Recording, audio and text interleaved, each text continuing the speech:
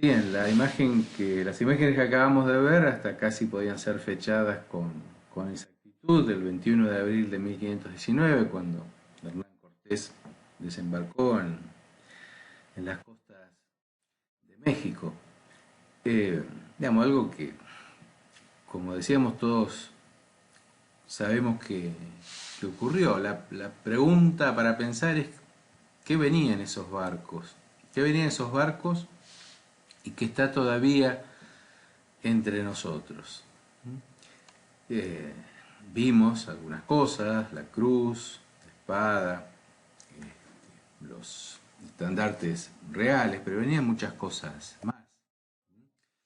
La lengua en que nos comunicamos, el castellano,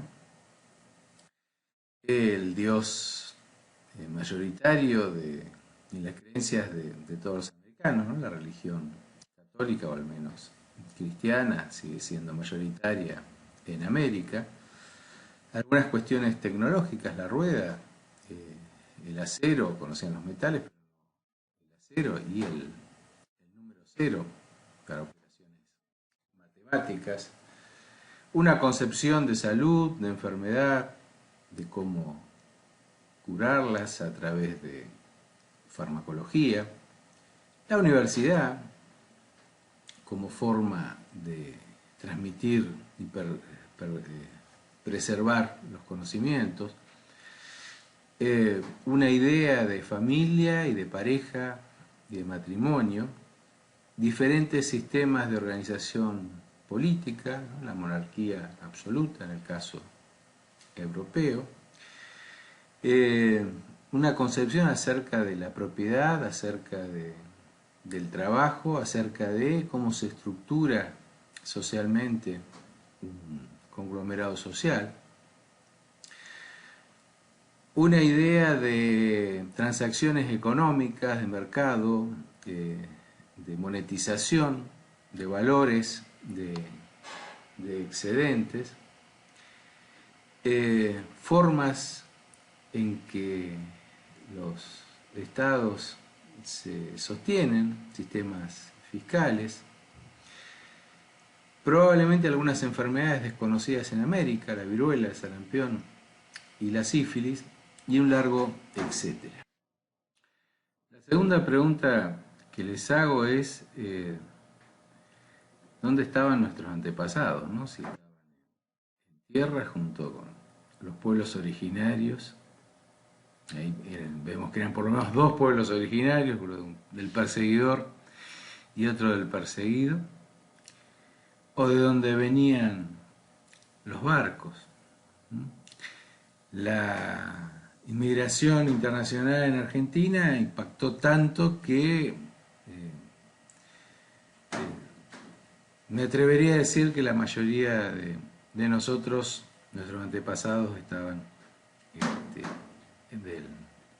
habían quedado en los puertos desde donde habían zarpado los barcos. Entonces, la tercera pregunta ¿es la historia argentina nuestra historia? ¿O desde cuándo la es? ¿O cómo nos insertamos en el proceso que llamamos historia argentina, nuestra historia?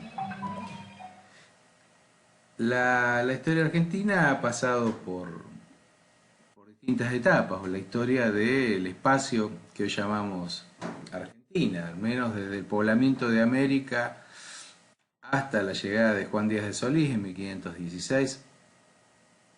Podemos decir que los pueblos originarios vivieron en autonomía, menos de lo que pasaba en el resto del mundo. Entre 1516 y 1816 hablamos de la ocupación colonial del territorio que llamaremos Argentina, y entre 1816 y la actualidad el periodo independiente. Como vemos en porcentajes de lo que sería toda la historia de la humanidad en este espacio que llamamos Argentina, el periodo independiente es de apenas menos del 2%. Además, en ese 2% también fuimos muchas cosas. En principio, las Provincias Unidas del Río de la Plata. Entre 1820 y 1835 pudimos haber sido 13 países diferentes. Después fuimos una confederación de estados hasta el 52, del 53 al 61, como saben todos los entrerrianos, el actual territorio se dividió políticamente en dos: la Confederación Argentina y el Estado de Buenos Aires por otro lado. Finalmente, entre 1862 y 1880, iniciamos el proceso de reconstrucción del Estado-Nación, y eso termina de consolidarse en 1880. ¿Por qué pasó en 1880? Bueno, comenzamos a tener una capital federal para todos los argentinos, un mismo sistema monetario, un ejército nacional, un sistema jurídico unificado, fronteras periféricas y no fronteras interiores.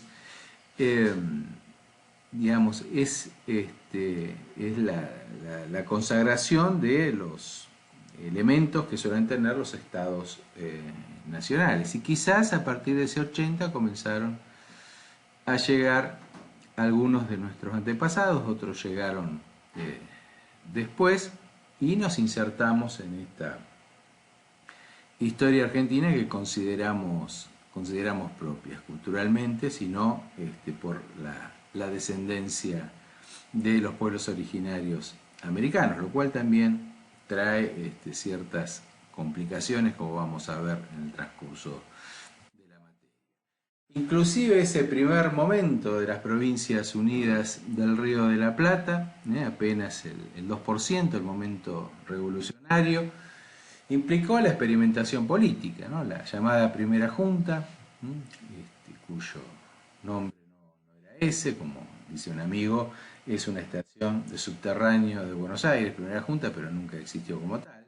Se llamaba la Junta del Virreinato del Río de la Plata en nombre de su majestad Fernando VII, después la Junta Grande, incorporando diputados de los cabildos del interior. Digamos, qué prerrogativa tenía Buenos Aires frente al resto del virreinato.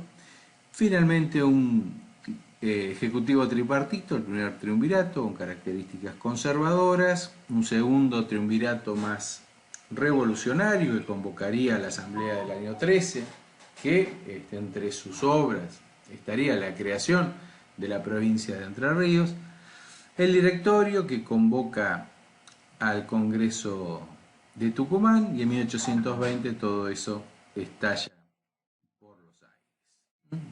Geográficamente o políticamente, el país se fue construyendo de a poco hacia 1846, los límites de las provincias, que hoy cada uno puede dibujar su provincia casi de memoria, eran mucho más difusos. La provincia de Entre Ríos tenía límites mucho más generosos, que inclusive incluían a las ciudades más importantes de Santa Fe, como Rosario y la propia Santa Fe. Tuvimos un desarrollo poblacional que llevó en estos ya más de 200 años a que la población se multiplicara por 45, de alrededor de 1.000.000 de habitantes o menos, en 1810, a 45 millones de habitantes en la actualidad. Pero en ese proceso hubo un momento que se distinguió del resto, que fueron los años 1869 y 1914. ¿no? En 45 años la población se multiplicó por 4, pasando de cerca de 2 millones a cerca de 8 millones, y en ese proceso de inmigración internacional que le afectó tanto, del cual hablamos. Una historia argentina que ha sido violenta desde el proceso revolucionario hasta principios del siglo XX, salvo en el caso de Malvinas, violencia provocada entre personas que habitan este mismo espacio. Es así que vamos a ver la historia argentina a partir de lo que Fernand Braudel llama las duraciones. Fernand Braudel, historiador francés, habla de procesos de larga duración, permanencias que nos permiten explicar ciertos hechos que aparentemente se encuentran muy distantes los unos de los otros. Llega la religión católica hace 500 años, la mayoría de los argentinos siguen siendo católicos. ¿Qué diferencia de la coyuntura? La coyuntura es el tiempo característico de la historia económica y social que comprende la evolución de la economía y las metamorfosis de los grupos sociales. Tiene un tiempo de vida o de algunas generaciones. Es decir, la organización nacional sería una coyuntura, el modelo agroexportador sería una coyuntura, el virreinato del Río de la Plata en el marco de las reformas borbónicas sería una coyuntura. Y por otro lado, la duración episódica, es el tiempo corto, la llegada de la noticia de que el rey de España había abdicado y que gobernaba el hermano de Napoleón. Este es un episodio que va a tener sus consecuencias. A modo de algunos ejemplos, la larga duración en las estructuras, como decíamos, la lengua, la religión, la función primaria exportadora de la región, la evolución demográfica en un proceso detuvo, el sistema de herencia, en Argentina utilizamos el sistema de herencia castellano, heredan todos los hijos de un causante, es decir, de una persona que se muere, sus herederos forzosos, al margen de que sean hombres o varones o que hayan nacido primero o después, todos heredan lo mismo.